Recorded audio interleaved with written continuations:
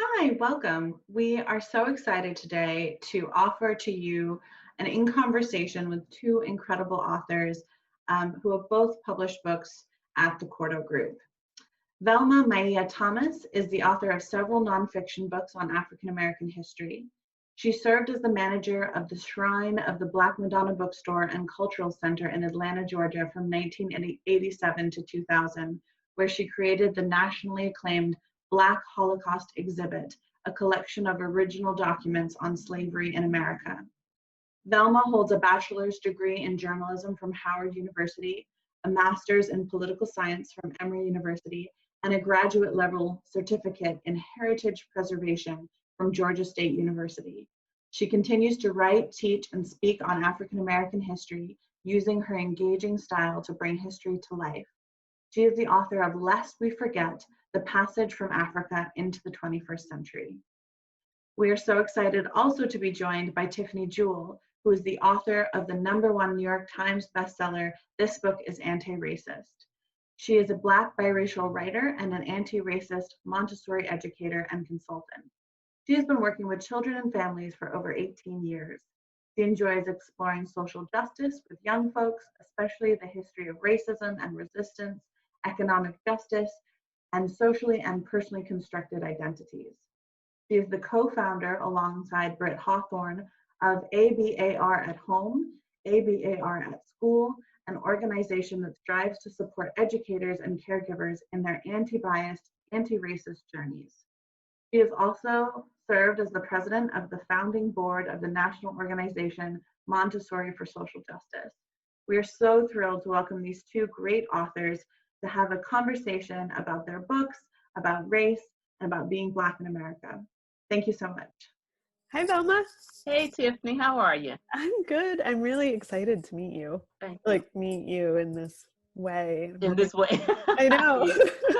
It's like our new normal, which is fine. It's fine because get used to it. Yeah. So Yeah. So I do have a question I want to ask you because I noticed in the spring that you planted a garden, and I was wondering how your garden's doing. My garden didn't make it this year. Oh, I'm sorry. No. Ours didn't either. Oh, goodness. Now, my neighbor's garden, beautiful. So I'll just have to tip across the road and find out what she did differently. Yeah. Okay. I don't feel as bad now. Ours was not like we had a rabbit eating all the tops of our carrots, so nothing grew. It was not pretty. Yeah, ours just didn't produce, so. No, we'll get it next time. Yes, we will. And my other favorite question to ask folks is, what is bringing you joy right now? I think training my dog. I have, I guess, a shelter-in-place puppy.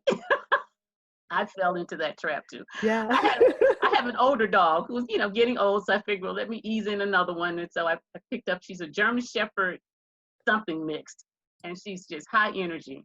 So I'm really taking her to training classes, and she graduated from the first class. Yay. And she has a certificate in her little graduation cap. No way. Yeah, her name is Kizzy, so she keeps me busy. So that's bringing me joy now.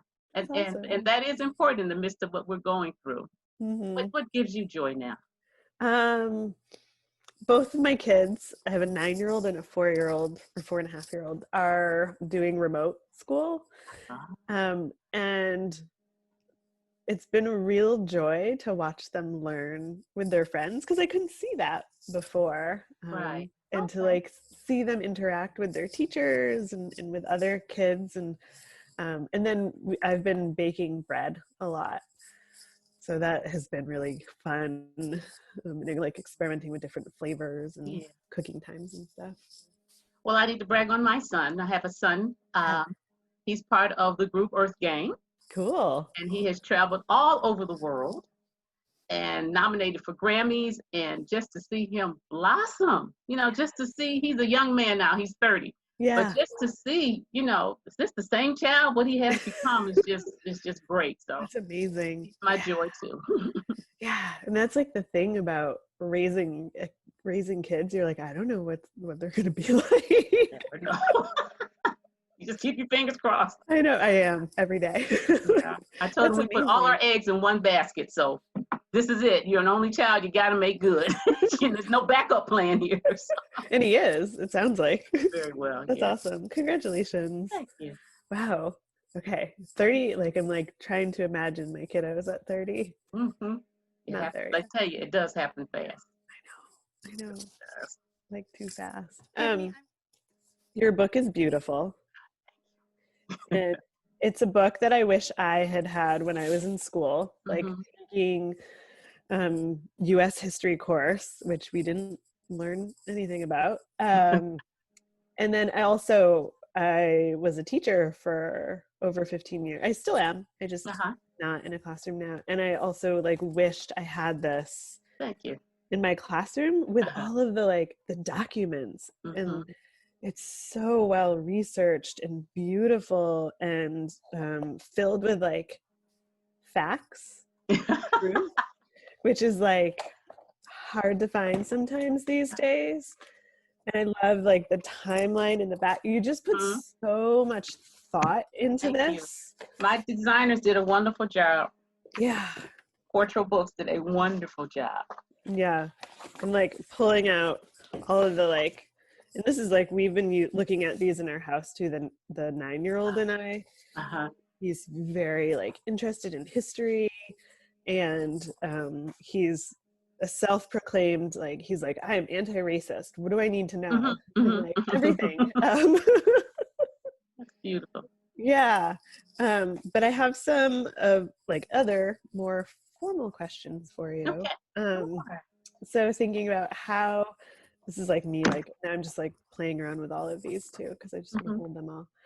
It's like holding pieces of history in your hand that we never get to see. So thank you for including all of this for us. So this is for everybody, because what we're seeing too in the United States, we're with the 1619 Project and just kind of history being put in the spotlight by folks either being for truthful history or being against it. And we're also seeing in the United Kingdom a real push for Black history in our schools and in curriculum. So how can learning about Black history help all people understand systemic racism in our country, and not just because often in the past it's been Black folks wanting to know our history. Right. Now there's a push for everybody to know this history. It is very important. We are a strong segment of this society, and one that has historically been overlooked. And so each time there is a response to a racist situation, some people are surprised, why are you guys upset? Yeah. And so if they begin to understand our long journey in this country, I think that question would not arise as often. Yes. They have limited, most people who are not us, have limited interaction with African American people. Yep. And so what they know is what they see on TV, which is 9 times out of 10 is going to be negative. And so they don't know who we are. But we had to know who they were just to exist and survive. Right.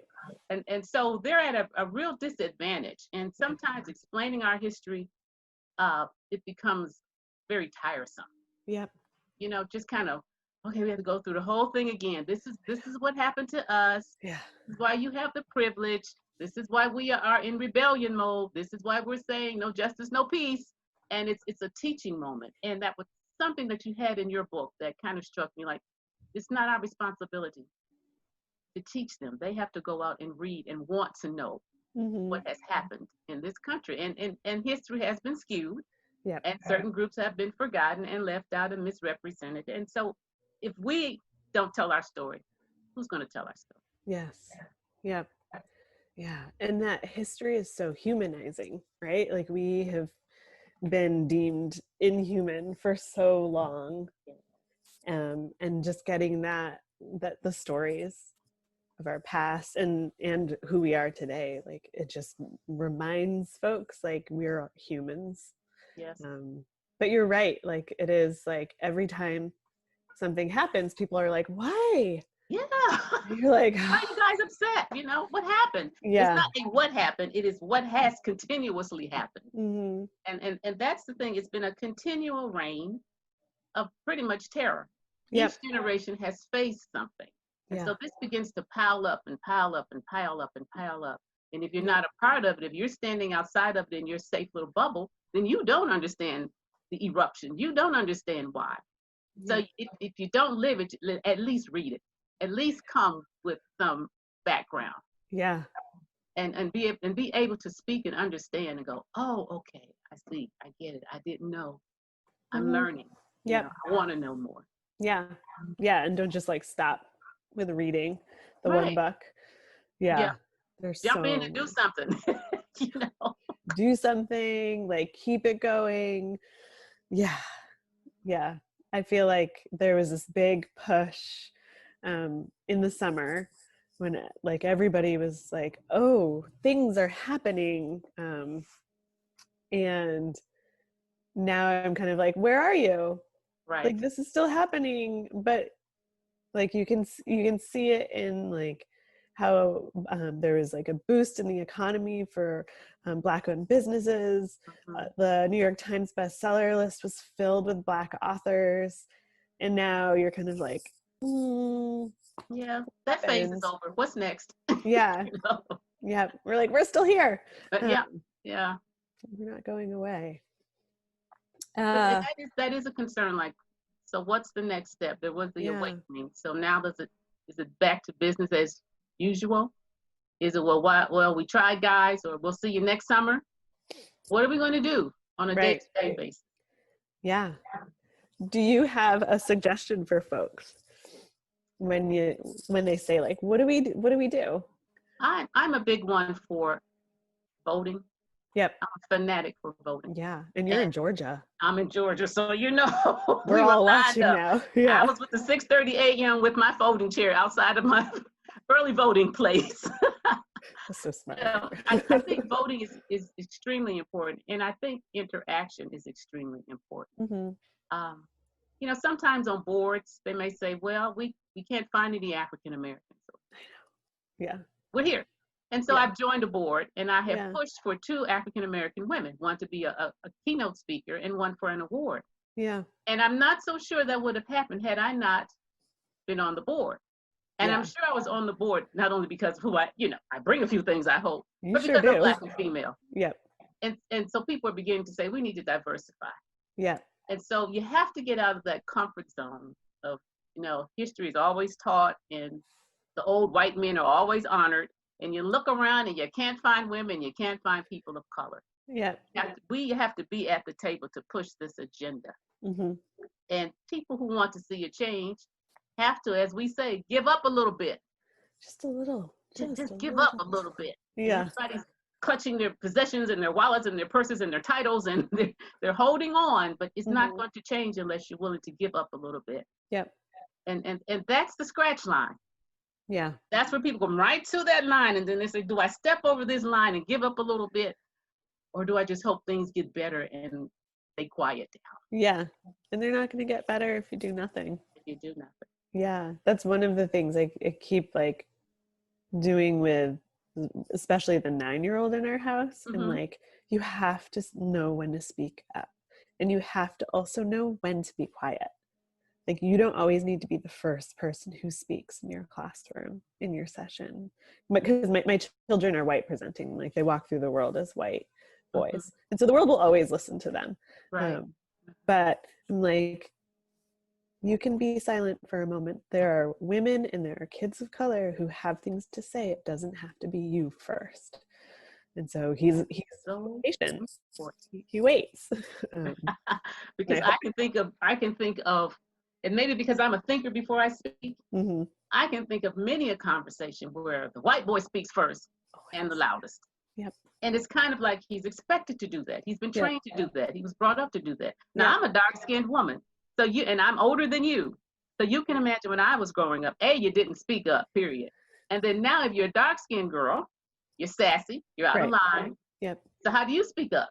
You become my stereotype. They thought, here she goes, that little colors, that little dark-skinned sassy girl. Yeah. And so our voices are silenced. Yep. you know. So Yeah. that I was very, very much impressed with that, being able to interrupt that interruption. And I thought, oh my God, oh, I didn't grow up like that. Yeah. I didn't interrupt anybody. And so I'm Yeah. still struggling with a bit of that now.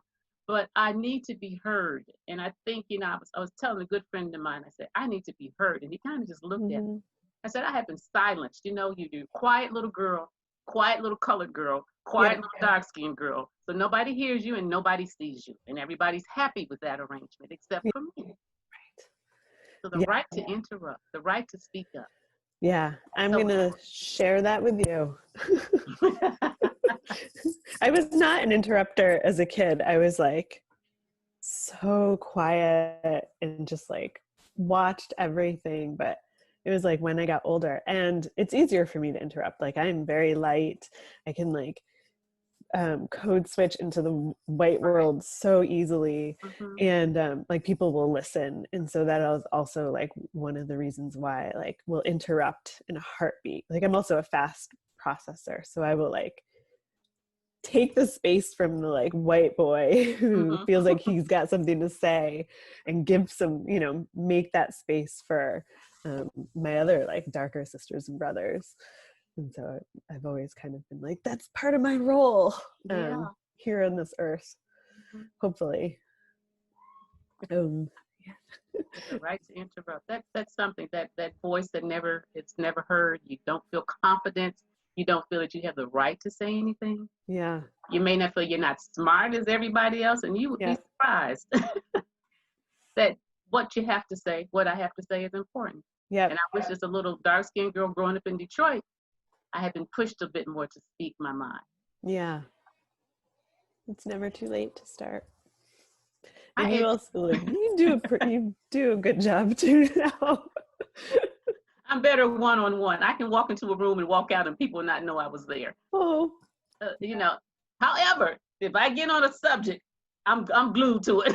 It's like, oh, she's in the room. Who was that? You know, so. What is your favorite thing to like share with folks when you are in a room with other people? What is like one of the subjects that you could just talk about forever with them? Well, history. Yeah. Going more into women's history. And I love to talk about Reconstruction and what should have been. Yeah. And why we're in this mess now, you know. Yeah. And Reconstruction is rarely spoken of or talked about or honored. Yeah. You know, you gotta skip over that. You stay in slavery for a long time, so everybody's singing Kumbaya.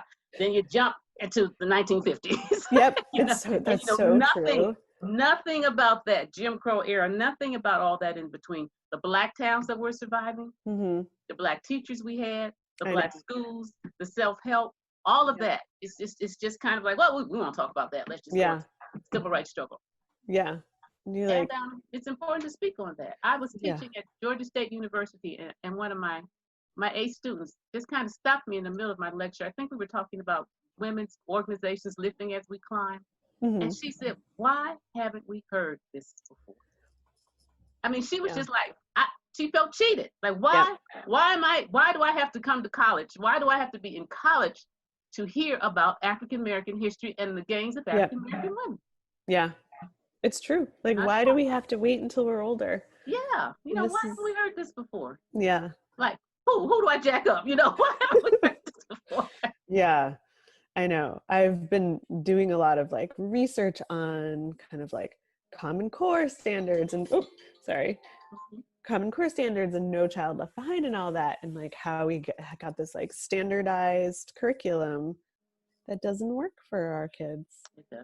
It doesn't. Like it highlights that small little bit of history that, you know, that skips over Reconstruction, that doesn't allow us to analyze all the things we've lost as a people and as communities, but just how like, it kind of like that skipping over allows us to be like, why? Well, we don't really understand how we got here, and it doesn't give us that deep analysis to move it into action.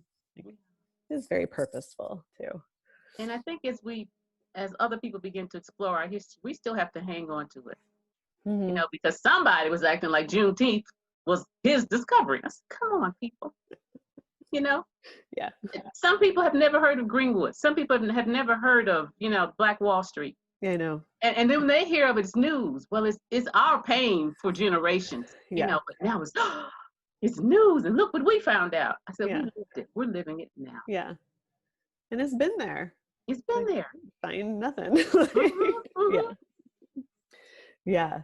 That was always like, I always taught kind of like in a timeline with my students, the history of racism and racism, anti-racism. And it was like, every time we would add on, like we talk about Tulsa and we talk about Black Wall Street and the kids would like light up, and then they would, and I taught mostly white students. I live in Western Massachusetts. It's very, very white in my town.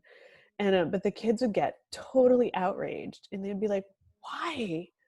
Like, why is this not here anymore? Like, why? And it was like really beautiful to see them be so outraged, because the question I always got from other educators and stuff is like, well, what if the kids feel guilty?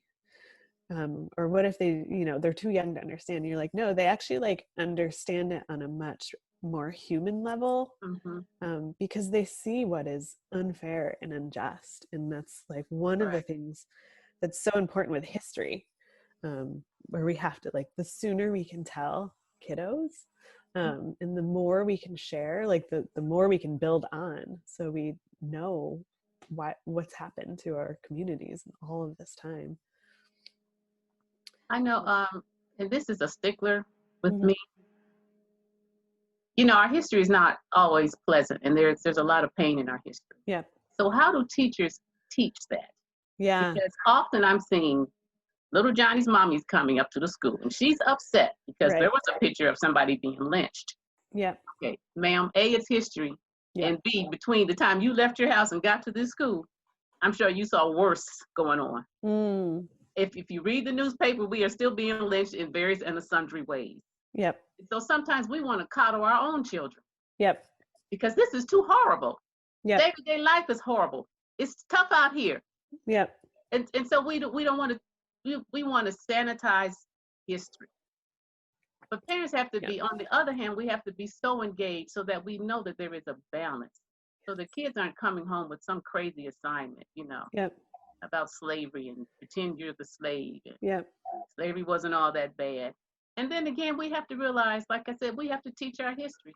Before there was always one teacher who would teach African American history in the middle of everything. Let me tell you what's really going on. And the churches would teach it. Yep. We would hear about it at home. Yep. When we leave our education up to another people to teach our kids, we're asking for trouble. Yep. We're contributing to the problem. Yeah. Yeah. And it is. And I hope the young kids, those who are reading your book and are young, will they hold on to these values? Or will they end up being like their parents and grandparents? Will privilege overtake truth? They may say, wow, as a child they understand, but as they get a little older and start sifting through the world. Yep. And when they taste that like privilege and immunity, it's hard to give it up. And that's like, my hope is that there are enough teachers and caregivers and those of us who are involved with like children and families who are like going to keep pushing us forward, and like holding these young folks accountable. Like, I think, there is always that like parent who's like, I don't want you teaching my kid about lynching because they're too young. And you're like, well, they're 9, so they're not too young. You'd be surprised what your 9-year-old knows, ma'am. Yep, they know a lot. But also, like, when I taught that, because I would teach them about lynching, and we also talked about Ida B. Wells and Barnett, and we talked about like I think it's so important to like, for young folks to not just like have them sit with the pain, but to bring them into the kind of the action and the movement, like that accountability space. Like, here's what people did about it, and showing them that they can do something about it too, because they can. Here are the marches, here are the boycotts, here are the demonstrations. Yep. And that's important for them to see. Yep. That we just didn't accept everything. Yep. And kids have always played a huge role in standing up and moving us forward, which that also often gets erased too. Yeah. So it's a good time for change. I know I wanted to ask you, so the boomers, are there any hope? Is there any hope for the baby boomers? There is. There's hope. Okay. Yes. I am a super optimistic person. Mm-hmm. And so I think there's like hope. Like there's always that hope and that optimism, because I think, you know, when we kind of allow for ourselves to be kind of consumed with humanity, when we allow for ourselves to like see the like people, like the humanness, then we can really like work together. And I see like a lot of the teachers I'm working with, educators who are boomers, are like, they're kind of like, what do I have to do? And it's almost like, what do I have to do to set it up for the next generation? Mm-hmm. Not just like passing it off, but like, what Right. do I need to do? And you know, sometimes it's like providing like physical space for people to meet, or providing like materials, or providing like money.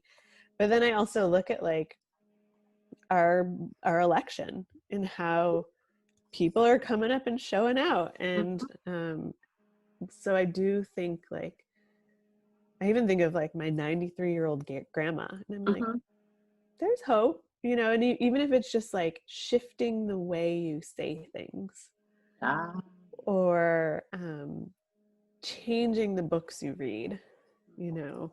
And like the thing I always do is like, everyone in my family gets books by Black and brown authors, like we don't gift white authors. And so like that's like one of our ways of like, you have to listen to and read the words of folks of the majority. But just those like little things I think can help shift us. Yeah. There's hope. There's always hope. Okay. I think I kind of looking at the results of the last election and how polarized everybody really is. Yep. And you know, the votes. Just who voted for whom. Yep. It wasn't the moral landslide that some people had predicted. I don't know. Should have been. Should have been, but people are like waking up in the morning saying, wow. Yeah. I thought it was going to be something worse than that. Oh, I thought, oh. I know. But there is still a group that is still holding on tooth and nail. Yep. Yeah. And more now than ever. Yeah. Seeing that percentage, like that 55%, was so disheartening. Yeah. Because I think too, like I always think of education, and like it's like 80% of our educators are white women, and our population of Black and brown children is growing. Yes. You know, even in like the town where I live, the population in our town of Black and brown folks is 18%, but in the schools it's 38%.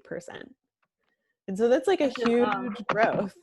Yeah, there's a like huge, like we have a growing Black and brown student population, and we have a continued like 80% white women population, and we have more white women voting against the interests of our children. It's terrifying. It is. It's scary. It really is. Yep.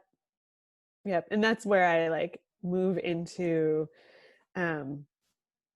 we can't push people into caring about us and growing into anti-racism, but I'm going to leave the door open and you can come whenever you're ready.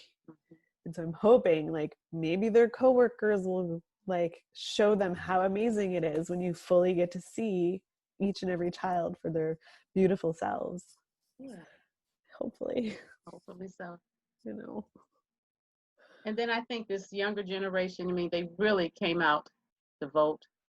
I mean, they were just pushing it on every platform.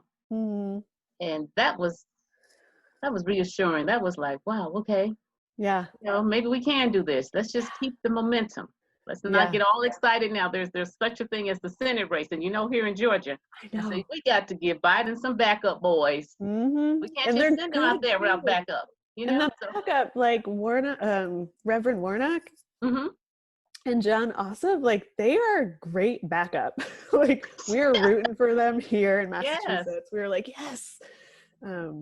So I really, yes. And it is like the young folks, like I'm excited, like there's gonna be a whole new crop of voters. Mm-hmm. A bunch of 17-year-olds are gonna turn 18 real soon. And they're happy and they're proud and they're glad they could make the deadline. And, you know, I'm telling people, this was not a one and done.